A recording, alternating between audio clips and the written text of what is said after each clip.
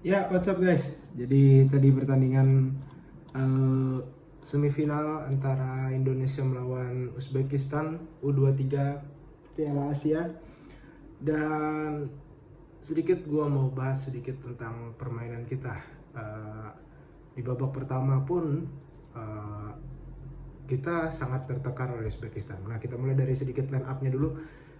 Ini kan Rafael Strike gak bisa bermain karena akumulasi kartu, jadi digantikan oleh Ramadan Sananta. Terus di depan seperti biasa, jadi ada di antara Marcelino dan juga Witan, Sananta, terus juga Fajar, Arhan di wingbacknya, terus di tengah ada Ivar, Nathan, di belakang ada Rizky Ridho, Hapner, dan juga Ferrari.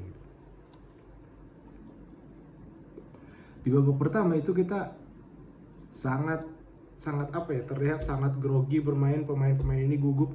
Nathan dan Ivar pun juga banyak banget melakukan kesalahan, passingnya jelek juga. The whole team lah, 11 pemain di babak pertama nggak ada yang bermain bagus gitu. Kita digempur habis-habisan oleh Uzbekistan, dan beberapa kali peluang mereka sangat-sangat berbahaya dan membuat kita kayak mengerikan lah. Serangan-serangan mereka itu sangat membahayakan gawang kita. Nah, beruntung di babak pertama itu kita berhasil menahan imbang 0-0. Nah, gue pikir setelah babak pertama kita bisa bounce back gitu untuk bisa bermain lebih bagus lagi. Karena gue melihat sih bahwa selain pressnya Uzbekistan bagus, mereka winning a second ball juga. Dan itu hal-hal yang kita bermain jelek lah, terlepas dari pertahanan dan press Uzbekistan yang sangat bagus. Terus di babak pertama itu mungkin ada yang beberapa yang bilang bahwa Sananta bermain kurang bagus, tidak seperti Strike gitu. Memang tipikal Sananta dan Strike beda gitu. Strike lebih false nine lah, membuka ruang, terus juga masuk ke dalam gitu. Sananta lebih ke striker yang real striker yang memanfaatkan berada di kotak penalti. Tapi sayangnya dia agak sulit berkombinasi dengan Witan dan juga Marcelo, karena kita memang sulit banget untuk pegang bola. Di babak pertama pun kita nyaris nggak ada dapat peluang berbahaya. Lanjut ke babak kedua. Di babak kedua ternyata kita masih kesulitan untuk bounce back, kita masih sulit untuk pegang bola, kita sangat sulit untuk menyerang ke depan gitu. Dan juga kita di press terus sama Uzbek, dan kita sering banget hilang bola, dan which is itu jadi serangan berbahaya untuk Uzbekistan. Harusnya sebenarnya kalau realistis kita bakalan kalah lebih dari 2-0, mungkin bisa 4-5-0, karena banyak banget peluang Uzbekistan yang kena tiang gitu. Akhirnya di babak kedua di menit ke-76 kita dapat satu gol yang dianulir wasit.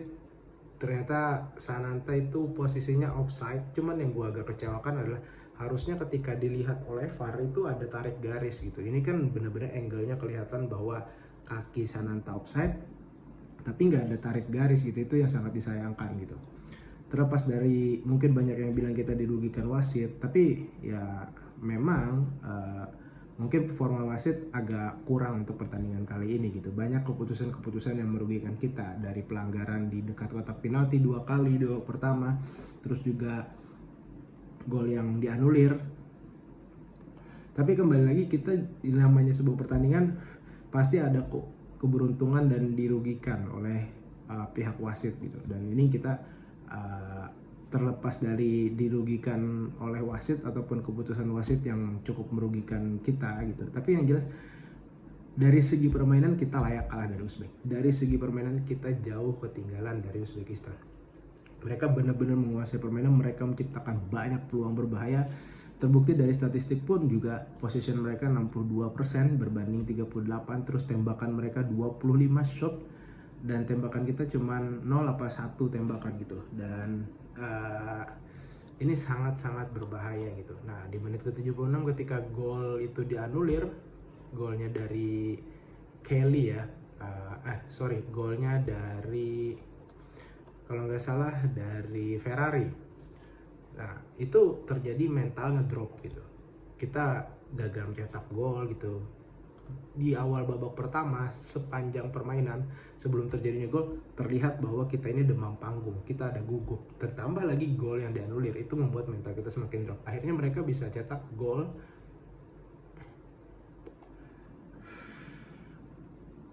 di menit ke 68, itu crossing, dan sayangnya Rizky Ridho nggak dapat menghandle bola itu. Harusnya dia bisa dapat sih, harusnya dia lihat ada pemain di belakang dia dan dia lebih ngehandle pemainnya gitu. Dan sayangnya terjadi gol 1-0 keunggulan untuk Uzbekistan.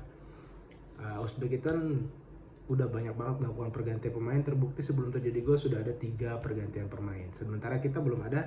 Setelah terjadinya gol baru Sananta digantikan dengan Kelly di menit ke 76. Nah di menit ke 84 itu ini mungkin cukup kontroversial sih. Rizky Ridho melakukan pelanggaran, dia kan membuang bola gitu, sayangnya kakinya menyentuh paha atau tubuh dari pemain Uzbekistan. Nah sebenarnya ini bukan hal yang terlihat, tidak ada unsur kesengajaan gitu, cuman dari wasit VAR minta untuk dicek dan ternyata dapat kartu merah, which is ini sangat merugikan kita karena Rizky Ridho nggak bisa bermain untuk perebutan 3-4. Akhirnya karena kartu merah itu juga membuat kita semakin drop lagi mentalnya. Mereka berkali-kali menyerang kita dan terbukti di menit ke 86 itu terjadi gol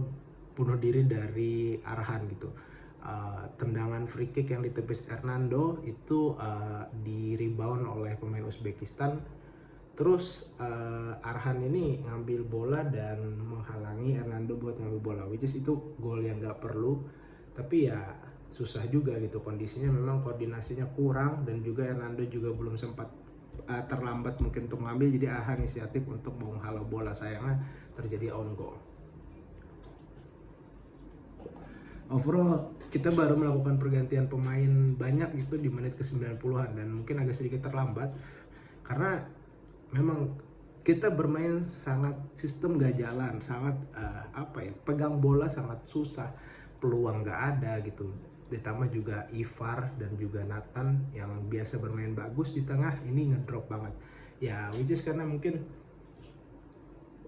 kembali lagi ini masalah mental, karena kita itu baru pertama kali sampai ke semifinal di tahun-tahun yang ini ya, baru-baru ini juga kita kan udah lama banget gitu nggak pernah sampai ke panggung stage yang sebesar ini. Dan bayangkan mungkin kalau banyak yang bilang pemain diaspora bermain jelek juga ya, mereka adalah anak-anak berusia di bawah 23 tahun yang dimana Ivar main di youth-nya Utrecht, terus juga Nathan pun cadangan di Heerenveen, terus juga Marcelino cadangan gitu.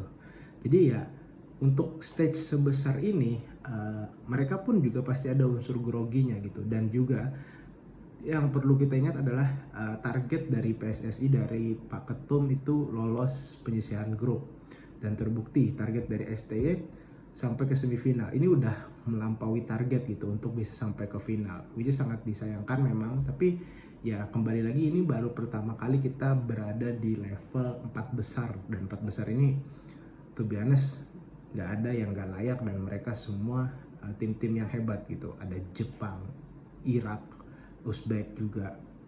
Jadi ya mungkin mental kita ngedrop di situ ya, karena mungkin ini baru pertama kali juga. Tapi dengan seiring berjalannya waktu kita lebih sering bermain seperti ini gitu, bermain di kancah yang lebih tinggi, ini mental kita bakalan teruji juga gitu.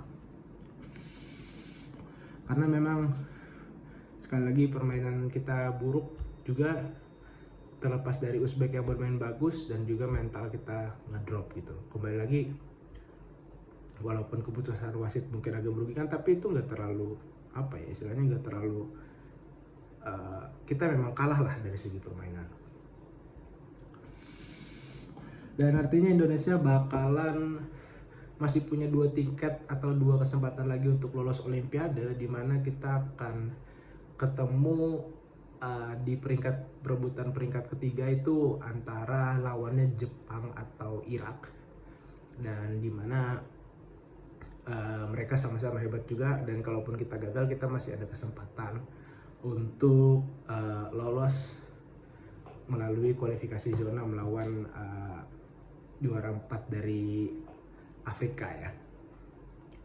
Dan ini mungkin sedikit catatan adalah kita sudah berada di satu langkah untuk Olimpiade gitu. Sangat disayangkan, tapi memang harus kita akui Uzbek lebih hebat daripada kita. Oke, segitu dulu video dari gue. Semoga kita bisa lolos ke Olimpiade karena itu benar-benar yang kita harapkan. Dan semoga untuk perebutan ketiga keempat itu kita bermain lebih lepas lagi, bermain sama seperti melawan Korea, sama seperti melawan Jordania, kita bermain bagus dan lupakanlah pertandingan kekalahan ini, dan kita harus tetap fokus untuk bisa target mencapai Olimpiade. Oke, see you di video selanjutnya.